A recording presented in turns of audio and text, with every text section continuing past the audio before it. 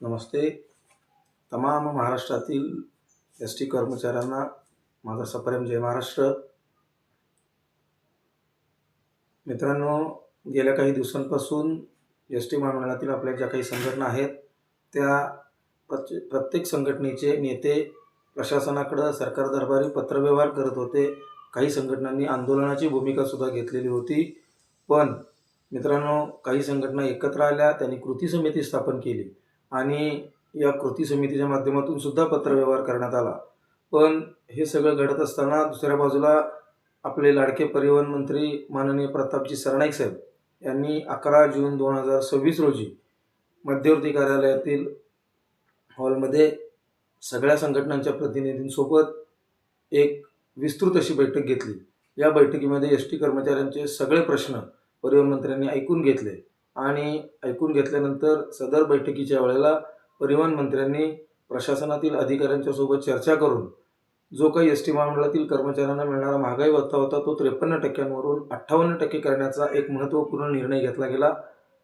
दुसरा मुद्दा असा घेतला गेला की परिवहन मंत्र्यांनी सांगितले, ज्या दिवशी राज्य सरकारी कर्मचाऱ्यांना इथून पुढे महागाई भत्ता लागू होईल त्याच दिवशी एस टी कर्मचाऱ्यांना सुद्धा महागाई भत्ता लागू केला जाईल.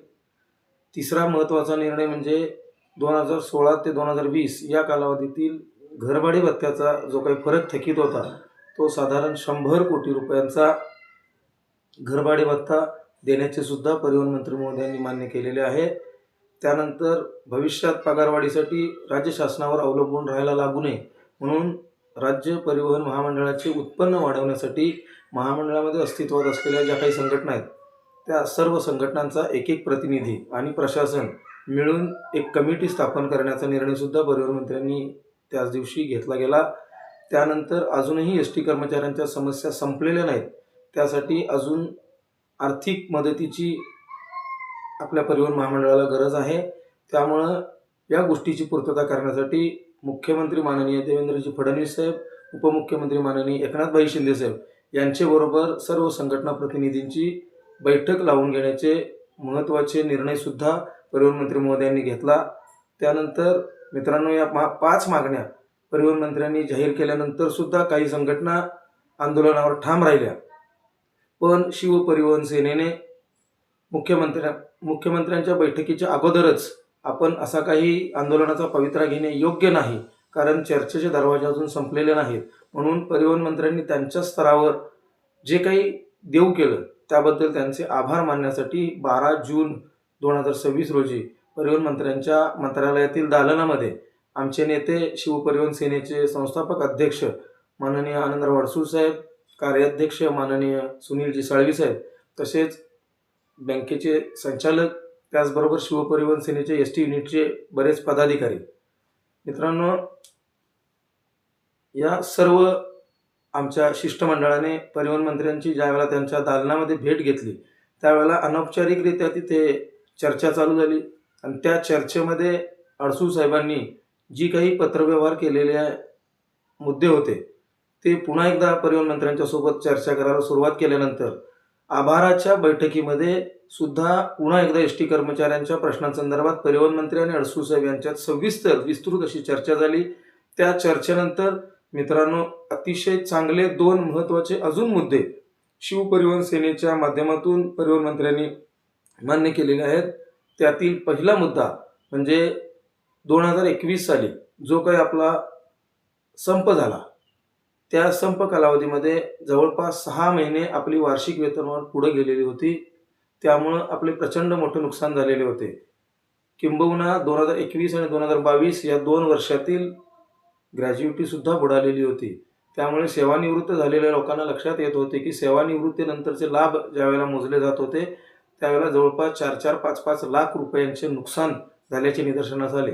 त्यामुळे ते जर नुकसान भरून काढायचे असेल तर मित्रांनो, ती 6 महिन्याची पुढे गेलेली वार्षिक वेतनवाढ आहे त्या मूळ तारखेस आणण्यास सुद्धा परिवहन मंत्र्यांनी मान्यता दिलेली आहे. त्या अनुषंगानं शिवपरिवहन सेनेनं केलेला पत्रव्यवहार जो आहे तो आपले उपाध्यक्ष माननीय माधवरावजी कुसेकर साहेब यांच्याकडे देऊन 1 आठवड्याच्या आत सदर पत्रव्यवहारावरती या 6 महिने वार्षिक वेतनवाढ आहे त्या मूळ तारखेवर घेण्याच्या मुद्द्यावर कशा पद्धतीने त्याचे इम्प्लिमेंटेशन करण्यात येईल याबद्दल अहवाल सादर करण्याचे निर्देशसुद्धा परिवहन मंत्र्यांनी दिले. मित्रांनो, जर ही 6 महिन्याची वेतनवाढ आपली आहे त्या मूळ तारखेला येऊ शकली तर आपलं प्रचंड मोठं नुकसानसुद्धा टळणार आहे. त्याचबरोबर आपले चालक, वाहक, यांत्रिक कर्मचारी हे जेव्हा वाहतूक नियंत्रक, सहाय्यक वाहतूक निरीक्षक, लिपिक अशा बढती परीक्षा पास होतात, त्यांना 2-2, 3-3, 4-4 वर्षे नेमणुका मिळत नाहीत. काही वेळेला ते सेवानिवृत्त होऊन जातात. नावापुरती परीक्षा पास होतात पण नेमणूक काही मिळत नाही. म्हणून ज्या पद्धतीने अधिकारी लोक बढती परीक्षा पास होतात तेव्हा वरच्या पदातल्या ज्या काही रिक्त जागा असतात त्या जर रिक्त जागा नसतील तर सरळ सेवेतल्या ज्या काही रिक्त जागा असतील त्या जागेवरती सरळ सेवेच्या अधीन राहून त्यांना बढतीच्या पदावर नियुक्ती दिली जाते. त्याच पद्धतीने वाहतूक नियंत्रक, सहाय्यक वाहतूक निरीक्षक आणि लिपिक या पदाच्या परीक्षा पास झालेल्या लोकांना सुद्धा सरळ सेवेच्या रिक्त पदांच्या अधीन राहून नेमणुका देण्यासाठी सुद्धा अहवाल सादर करण्याचे निर्देश माननीय परिवहन मंत्र्यांनी दिलेले आहेत. त्यामुळे येत्या आठवड्याभरात सदर अहवाल सादर होतील. त्याच्यानंतर परिवहन मंत्र्यांकडून या 2 गोष्टी 100% लागू करून देण्याचे आश्वासन आनंदराव अडसूळ साहेबांच्या उपस्थितीत दिलेले आहे. त्यामुळे मित्रांनो, जिथे चर्चा चालू असेल तिथे विनाकारण आंदोलनाचा पवित्रा घेणे योग्य वाटत नाही. आणि आपल्याला तर माहिती आहे आत्तापर्यंत जी काही एस टी कर्मचाऱ्यांची बऱ्यापैकी पगारवाढ झालेली आहे ती शिवसेनेच्या मंत्री महोदयांच्या कार्यकाळातच जास्त झालेली आहे. त्यामुळं शिवसेना ही एस टी कर्मचाऱ्यांच्या पाठीशी ठामपणे उभे आहे. परिवहन मंत्री किती दानशूर आहे त्याचा अनुभव पण आपण गेल्या काही दिवसांपासून घेतोय. त्याचबरोबर 11 जून रोजी झालेल्या बैठकीतूनच माननीय परिवहन मंत्री महोदयांनी स्वतःच्या फोनवरून लाऊडस्पीकर करून माईकवरती एकनाथ शिंदे साहेबांचं सुद्धा बोलणं करून दिलेलं आहे. एकनाथ शिंदे साहेबांनी सुद्धा एस टी कर्मचाऱ्यांच्या पाठीशी ठामपणे उभे असल्याचे या अगोदर सुद्धा दाखवून दिलेले आहे आणि त्याही दिवशी फोनवरून सांगितलेलं आहे. त्याच्यामुळं चर्चेची दारं खुली असताना, चर्चा चालू असताना, चर्चा संपलेली नसताना आंदोलनाचा पवित्रा घेणं योग्य वाटत नाही. म्हणून मी शिवसेनेच्या नेत्यांचे फार आभार मानतो आणि त्याचबरोबर आपले नेते माननीय आनंदराव अडसूळ साहेब हे खरोखरच सक्षम आहेत की ते शासनाबरोबर योग्यरित्या चर्चा घडवून आणतील. परिवहन मंत्री, उपमुख्यमंत्री, मुख्यमंत्री यांच्याबरोबरच्या बैठका यशस्वीरित्या पार पाडतील. आणि खरंच आपल्या ज्या काही मागण्या आहेत मित्रांनो, एकाच वेळेत सगळ्या मागण्या मान्य होऊ शकत नाहीत. हळूहळू टप्प्याटप्प्याने नक्कीच अडसूळ साहेब आपल्या सगळ्या मागण्या मान्य करून देतील. आणि मला ठाम विश्वास वाटतो की ज्या पद्धतीनं आर पाटील यांच्यासारख्या नेत्याच्या मंत्रिकाळात पोलीस प्रशासनातील कर्मचाऱ्यांचे भले झाले, त्याच पद्धतीनं मंत्री प्रतापजी सरनाईक साहेब, एकनाथभाई शिंदे साहेब आणि अडसूळ साहेब यांच्या माध्यमातून एस टी कर्मचाऱ्यांचे सुद्धा 100% भले होणार याची खात्री मित्रांनो मला वाटते.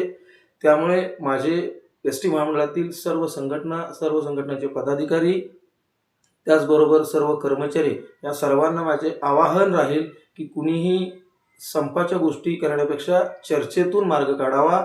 चर्चा अजून संपलेली नाही. त्यामुळे कृपया आंदोलनापासून सगळ्यांनी परावृत्त व्हावे. मुख्यमंत्री असतील, उपमुख्यमंत्री असतील किंवा परिवहन मंत्री असतील यांच्यासोबतच्या चर्चा चालू ठेवाव्यात आणि त्यातून मार्ग काढावा अशी मी अपेक्षा व्यक्त करतो. आणि पुन्हा एकदा सर्वांना जय महाराष्ट्र करतो.